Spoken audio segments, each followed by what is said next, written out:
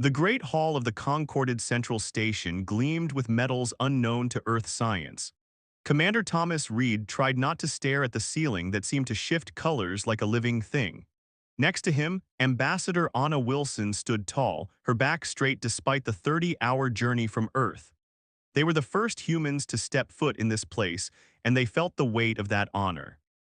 "Remember," Anna whispered, "we are not begging. We are introducing ourselves as equals." Tom nodded, but his mouth felt dry. The five alien representatives seated at the curved table before them didn't look impressed. They looked bored. It was the year 2157.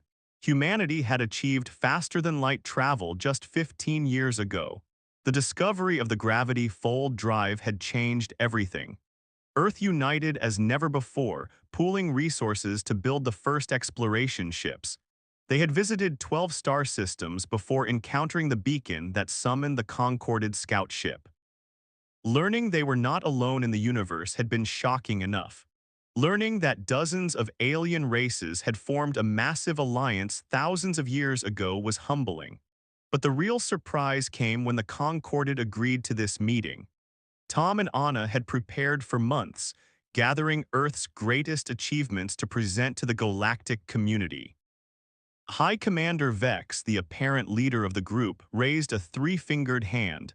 The translator device at Tom's ear buzzed to life. The Galactic Concordat recognizes the representatives of Earth. You may present your credentials. Anna stepped forward and activated the holographic display they had brought. It showed Earth's history from the first cities to the modern space age. "Honorable representatives of the conquered," she began, "we come in peace and friendship. Humanity has only recently achieved star travel, but we have a rich history of scientific advancement and cultural achievement." The display showed the pyramids, the Great Wall, the first airplane, the first moon landing, and finally the gravitational drive that allowed faster-than-light travel. "In just 300 years, we went from steam engines to starships," Anna said proudly. "We hope to learn from the Concorded and contribute our unique perspective to galactic society." When she finished, there was silence, then a sound Tom didn't expect. Laughter, not from all the aliens, but from three of them, including Vex. The translator couldn't quite capture the sound, but the meaning was clear. 300 years from combustion engines to fold space," said Vex, the vibration in his throat making the translator crackle. "And you consider this impressive?" One of the aliens with skin like blue stone leaned forward. "The jury developed fold technology over 12,000 years of careful science. The Maritax took nearly 9,000. Even the quickest developers, the Tulla, required 2,000 years of focused research." "That's exactly our point," Tom said, stepping forward. "Humanity adapts quickly, we learn fast, we can bring new ideas." "You rushed," interrupted Vex, the plates on his face shifting to a darker color. "You stumbled upon discoveries without understanding their implications. Tell me, do your people fully understand the subspace resonance effects of your drive system?" Tom hesitated. Earth scientists were still studying some of the stranger aspects of the fold drive. "I thought not," said Vex. "You are children playing with forces beyond your comprehension." The alien to Vex's right, a being with features that reminded Tom of an octopus, pressed something on the table. A new hologram appeared showing Earth's solar system. "We have reviewed your application for recognition," it said in a softer voice than Vex. "The Concorded hereby classifies Earth as a Grade 3 developing species. You will be permitted to maintain colonies within your home system only. Travel beyond these limits will require Concorded approval."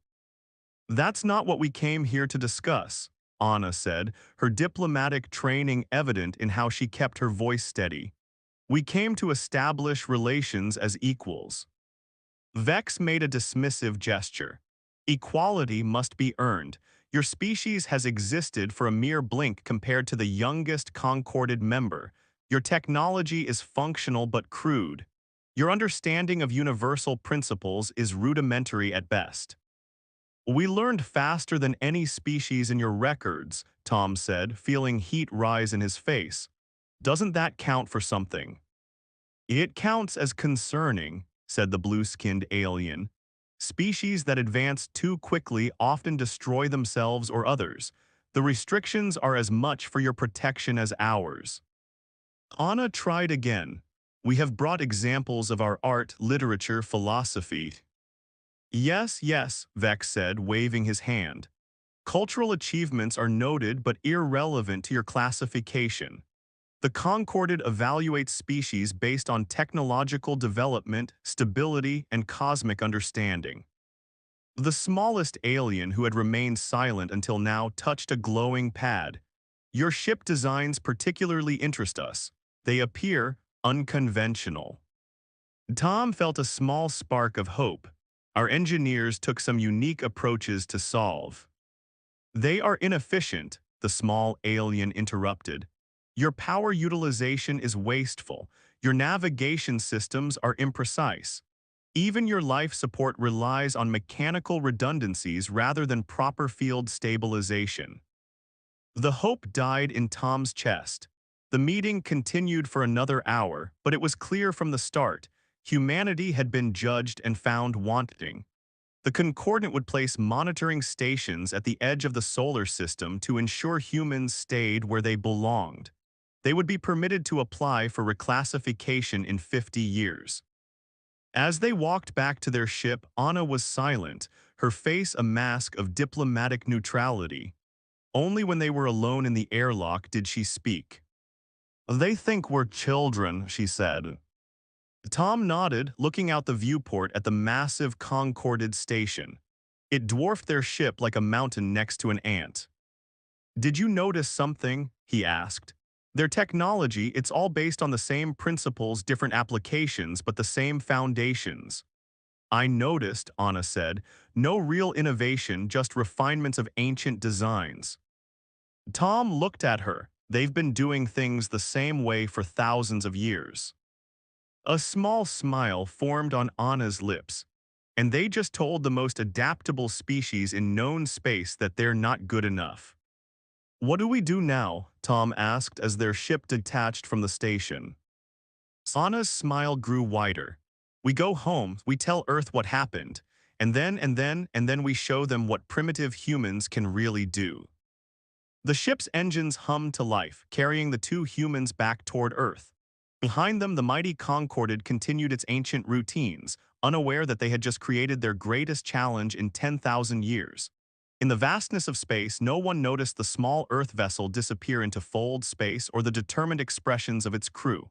The conquered had made their judgment. Humanity would make them regret it. The United Earth Council chamber fell silent as the recording ended. 50 of the most powerful people on the planet had just watched Commander Reed and Ambassador Wilson's meeting with the Concorded. The room stayed quiet for nearly a full minute. General Robert Hayes, head of Earth Defense, was the first to speak. "So that's it, we're confined to our own solar system like children in a playpen." President James Moore rubbed his temples. "They don't consider us a threat, they barely consider us worthy of attention." Anna Wilson, who had given the presentation, nodded. "The Concordat has existed for over 10,000 years. To them, we're just another young species to catalog and contain." "But they've given us something valuable," Thomas Reed said, standing up. "They've shown us their weaknesses." All eyes turned to him. "What weaknesses?" asked Dr. Emily Chen, Earth's leading physicist. "Their technology is thousands of years ahead of ours." Tom clicked a button and the screen showed images of Concorded ships and technology. "Look at their designs. Everything they build follows the same patterns, the same scientific principles. They haven't truly innovated in centuries, maybe longer. They've just been refining the same technologies." Dr. Chen leaned forward, suddenly interested. "You're saying they're in a technological rut." "Exactly," Anna said. "They were shocked by how quickly we developed fold space travel, not impressed, shocked. It frightened them because we took a different path than they did. President Moore looked thoughtful. What are you suggesting? Tom and Anna exchanged glances. We propose Operation Phoenix, Tom said, a complete technological revolution focused on paths the Concorded hasn't explored. And we keep it secret, Anna added. Let them think we've accepted our place. Meanwhile, we build something they can't imagine. 3 years passed. The Concorded monitoring stations at the edge of the solar system recorded normal human activity. Colony ships traveled to Mars, Venus, and the moons of Jupiter. Mining operations expanded in the asteroid belt. Everything appeared as expected for a Grade 3 species. The monitors didn't detect the vast network of facilities hidden inside asteroids and moons. They didn't notice the quantum-encrypted communications or the research labs buried deep under the Martian surface. In one such lab, Dr. Emily Chen stared at test results on her screen. Behind her, Admiral Jack Morgan waited patiently. "It works," she said finally, turning to face him. "The gravity manipulation field is stable." Jack didn't smile, he rarely did, but his eyes lit up. "How does it compare to Concorded technology?" "It doesn't," Emily replied. "That's the beauty of it. They use fold space technology based on quantum tunneling. This is completely different. We're actually bending the fabric of spacetime itself." "Will it make our ships faster?" Emily laughed. "Not just faster. If my calculations are correct, we can use this field to create shields, weapons, propulsion, even cloaking technology. The Concordant won't see it coming because they've never explored this direction." Jack nodded slowly. "How soon until we can install it on a test vessel?" 6 months for a working prototype, maybe 2 years for full integration." "Good, keep it quiet, remember our protocols." As Jack left the lab, he passed dozens of scientists working on other projects. Each team knew only their own work. No one except the Phoenix Council had the complete picture. It was safer that way. 5 years after the Concord meeting, Earth launched the William Turing, officially a deep space research vessel. The Concord monitors scanned it, noted its apparently conventional design, and logged it as harmless. They didn't detect the experimental gravity drive hidden within its core. On the bridge, Captain Illa Rodriguez watched as her crew prepared for the test. "All systems ready, Captain," reported her first officer, Michael Banks. "Begin test sequence," Illa ordered. "Keep us within the Jupiter shadow zone." The ship moved silently into position behind Jupiter, hidden from the concordant monitors. Engineers worked at their stations, activating the new drive. "Field is stable," said the chief engineer. "Ready on your command." Zilla took a deep breath. This was the moment of truth. Either they'd make history or they'd become a floating cloud of atoms. "Engage the gravity drive." The ship hummed softly. Then suddenly there was no sensation of movement at all. On the view screen, Jupiter vanished, replaced by empty space. "The status report," Layla demanded. "All systems normal," said Michael, checking his readings. "According to our instruments, we've traveled 2.7 light-years in 8.3 seconds. A cheer erupted on the bridge. They had done it. The first human ship to use the gravity drive had just moved faster than any concorded vessel ever recorded. "Send the encoded message to command," Layla ordered when the celebration quieted. Phoenix 1 successful. 8 years after the concorded meeting, the secret shipyards in the Kuiper Belt began construction on the first true warship of the new Earth fleet.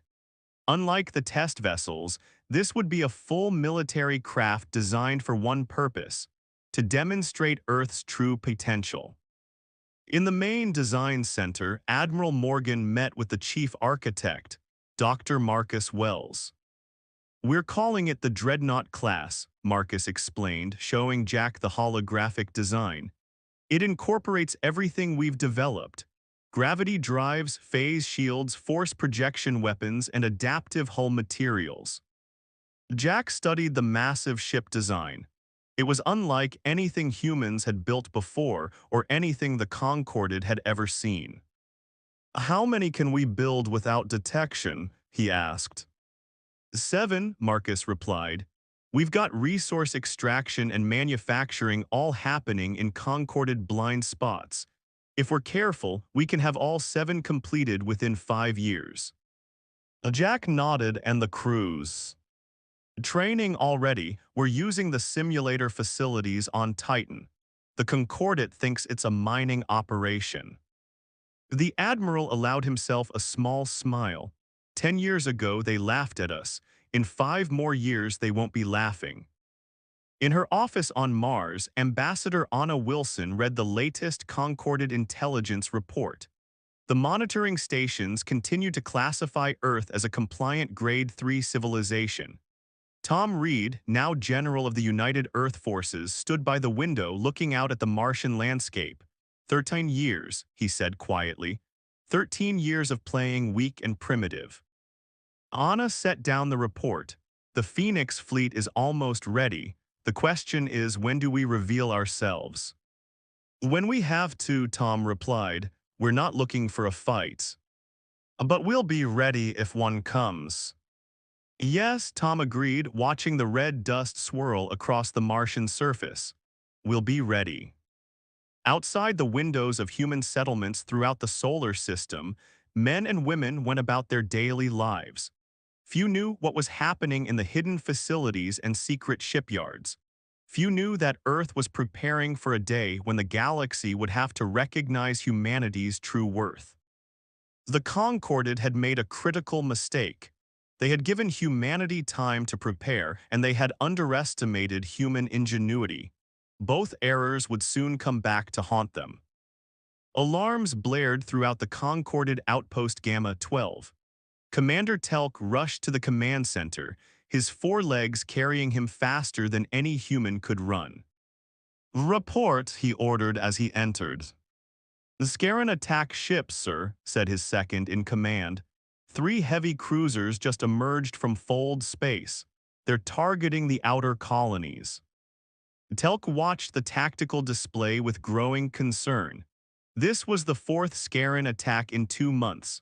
The Concorded had dealt with the Scarran Empire for centuries, but these new attacks were different, more aggressive, more coordinated.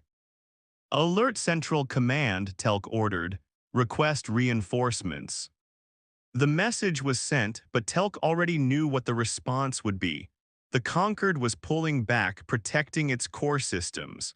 Outposts like Gamma 12 were being abandoned one by one.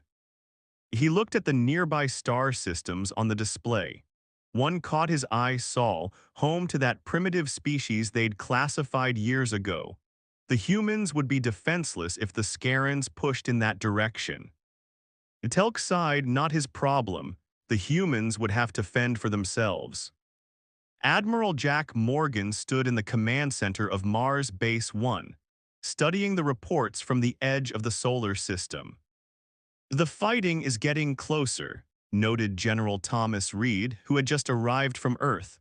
3 more Concorded outposts have gone dark. Jack nodded grimly.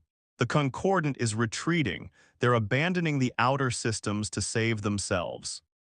"Typical," Thomas muttered. "They talk about galactic unity, but when trouble comes, they circle the wagons around their core worlds." A young officer approached them. "Admiral, we're detecting an unidentified ship entering the system. It's not using Fold space technology. It's just limping in on conventional drives." Jack and Thomas exchanged glances. This wasn't in their plans.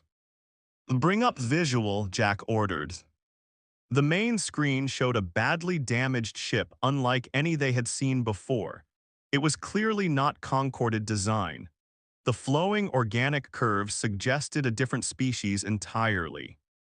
"Open a channel," Thomas said. The screen flickered, then showed a being with delicate features and silvery skin. The alien appeared injured, and the bridge behind it was smoking. "This is the Tanny vessel Morning Light," the alien said in halting words through a crude translator. "We seek sanctuary. Our colony was attacked by Scaran forces. The Concorded abandoned us. Please help." Jack didn't hesitate. "Guide them in, prepare medical teams, and repair crews." Thomas raised an eyebrow. "You know this violates concordant regulations. Grade 3 species aren't supposed to interact with other civilizations." Jack's face hardened. "The concordant left them to die, rules be damned." 2 days later, Ambassador Anna Wilson sat across from Rawl, the captain of the Tanny ship. Despite their alien appearance, the Tanny were surprisingly human-like in their emotions and responses. "You saved 43 lives," Anna said. "That's what matters now." Rawl looked troubled. "But we have endangered you when the Concordant learns you have helped us." "Let me worry about the Concordant," Anna replied with a small smile. Rawl studied her curiously. "You do not act like a grade 3 species. Your technology, the medical equipment that saved my people, your repair methods, they are different from concorded designs." "We've been busy," Anna said simply. Rawl was about to respond when alarms sounded. A communication officer rushed in. "Ambassador, 3 concorded enforcement vessels have entered the system. They're demanding we surrender the Tanny ship immediately." Anna's smile vanished. "Tell Admiral Morgan it's time." High Commander Vex himself led the Concorded Enforcement Squadron. It had been 15 years since he had classified Earth as a primitive world, and he hadn't given the planet much thought since then.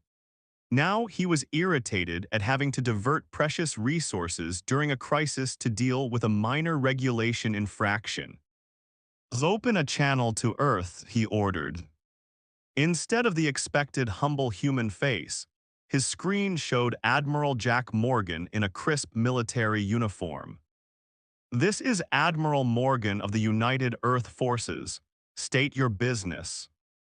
Vex was taken aback by the human's tone but recovered quickly. "You are harboring a non-concorded vessel in violation of your Grade 3 classification. Surrender the Tanny ship immediately." Morgan's expression didn't change. "The Tanny came to us for asylum after the Conquered had abandoned them to the Scarans. We will not surrender them." "This is not a request," Vex said coldly. "Comply or face consequences. You have 1 hour." The channel closed. Vex turned to his tactical officer. "Prepare to disable their orbital defenses. This won't take long." Exactly 1 hour later, Vex was growing impatient.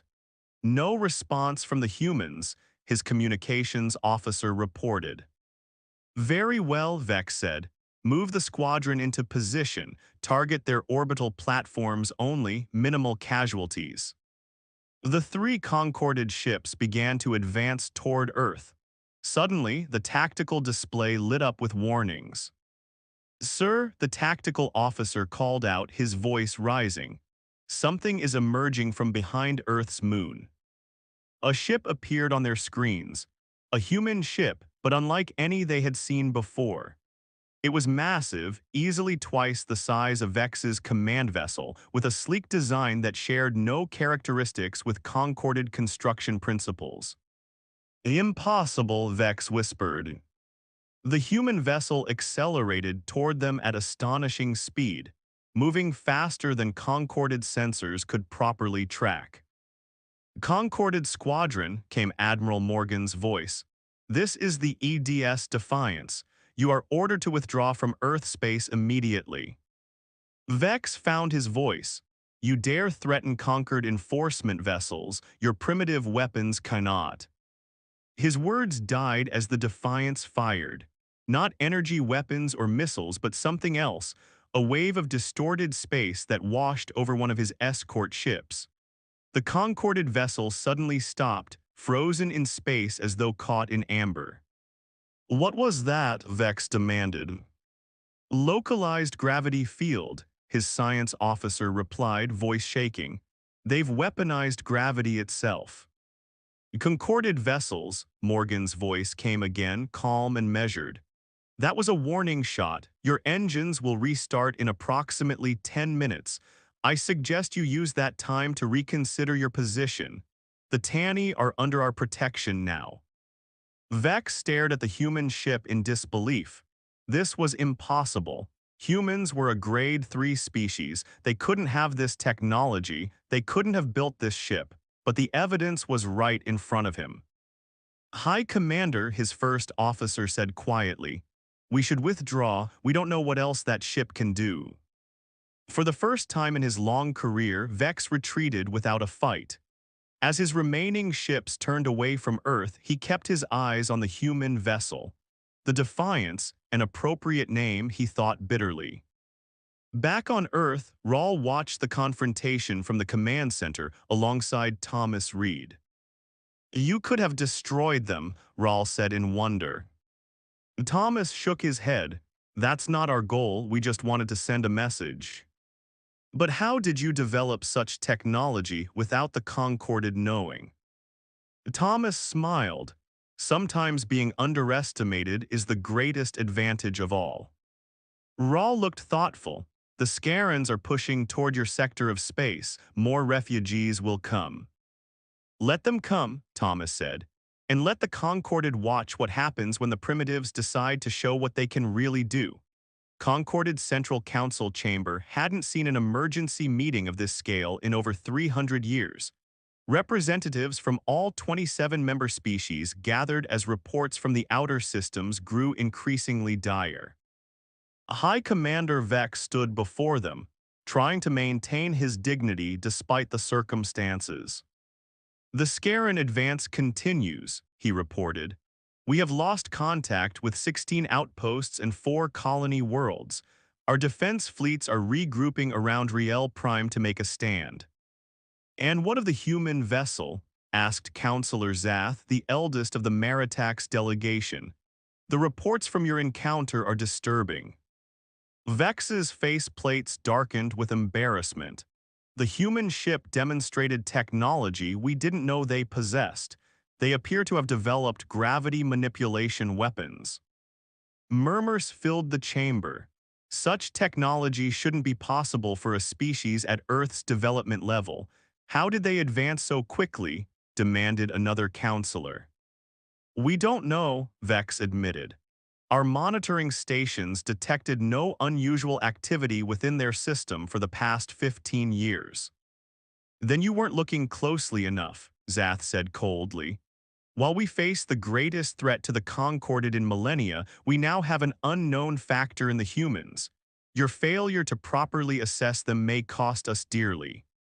Vex had no reply.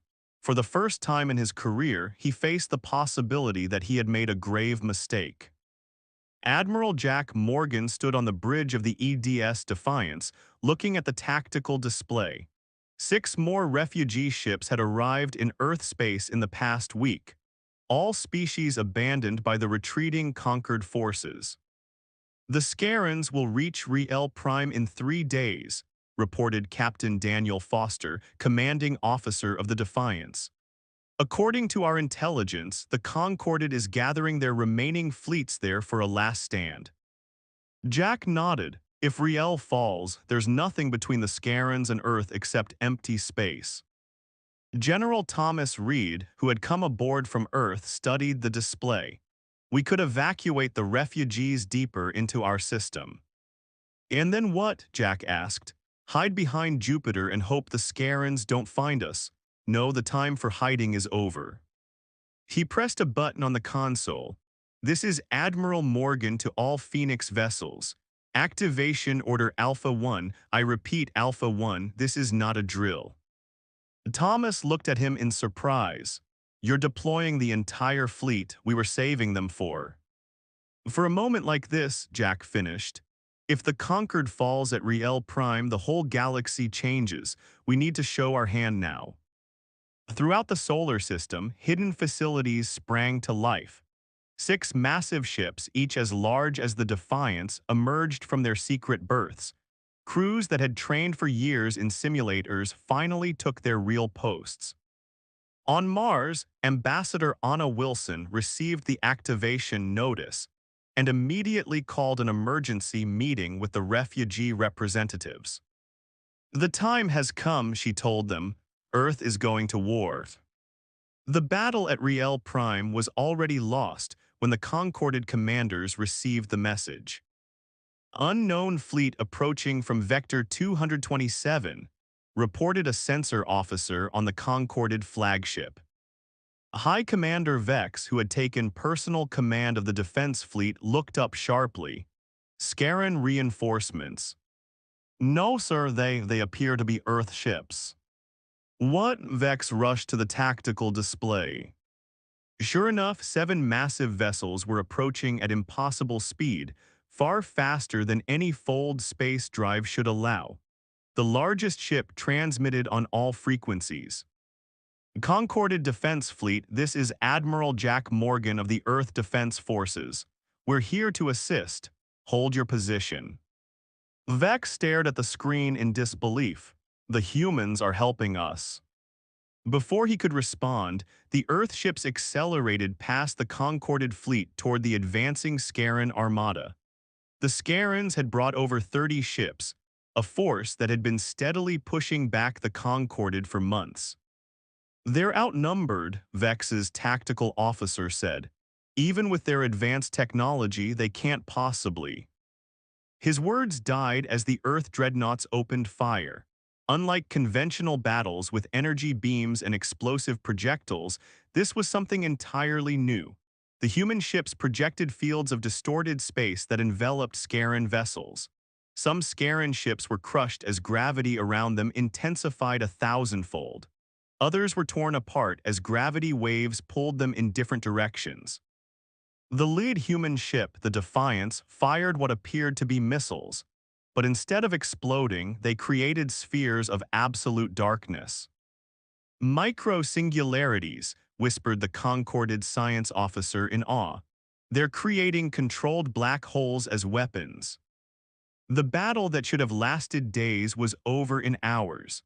The Scaran fleet, the terror of the outer systems, was reduced to scattered debris. Not a single Earth vessel was lost, though several showed damage to their outer hulls. Open a channel to the human flagship, Vex ordered, his voice unsteady. Admiral Morgan's face appeared on the screen. He looked tired but satisfied. High Commander, he said with a nod, I trust our assistance was timely. Vex struggled to find words. Why, he finally asked. Why would you help us after how we treated your species? Morgan's expression remained neutral. Because that's what humans do. We protect those who need protection, even those who look down on us. The implied rebuke wasn't lost on Vex. Your weapons, your ships, they don't use quantum fold technology at all, do they? No, Morgan replied. We took a different path. When you classified us as primitive, we realized we needed to think differently, so we did.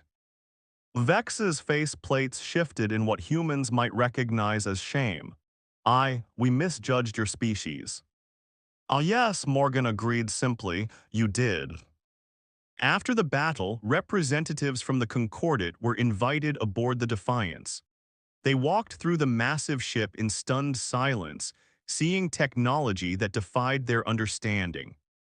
Dr. Emily Chen, now head of Earth Science Division, led the tour.